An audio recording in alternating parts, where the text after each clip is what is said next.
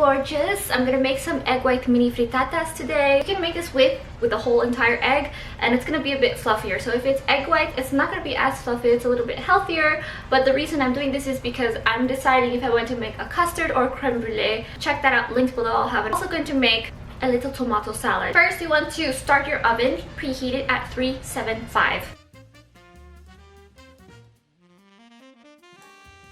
Next thing you want to do is grease your pan. What I like to do is use a cupcake pan, and then you can get a cold stick of butter, or if it's already heated out, you can get a paper towel and dip it into the butter and use it to wipe it around.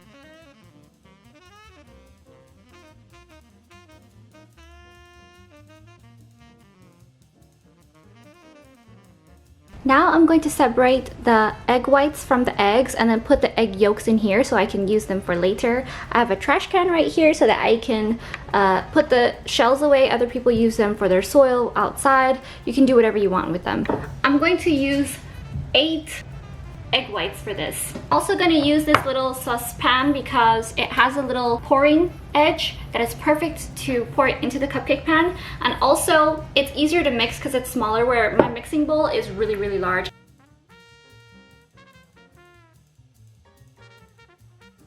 Now I'm going to add herbs. I like to add herbs because it's something that you can have easily grown. I'm going to add some thyme and some rosemary, just using the store-bought version that's dried and processed. With paprika and curry, you can add any type of herbs or spices. I like to add ground pepper that's freshly ground, a little bit of salt, but I can also salt it afterward. For the pepper, I like to add half a tablespoon. Then I'll add 1/4 teaspoon of salt, and then half a cup of milk will be whisked in.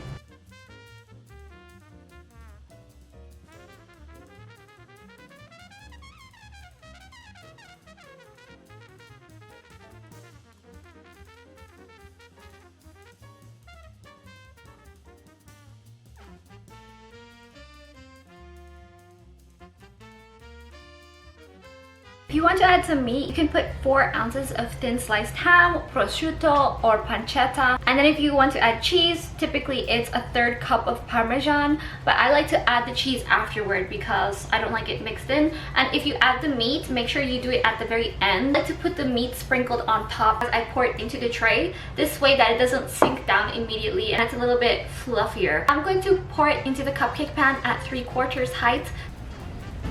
We're fluffy, but I poked it to see if it was ready. I'm going to remove the mini frittatas out of the tray so that it is not still cooking.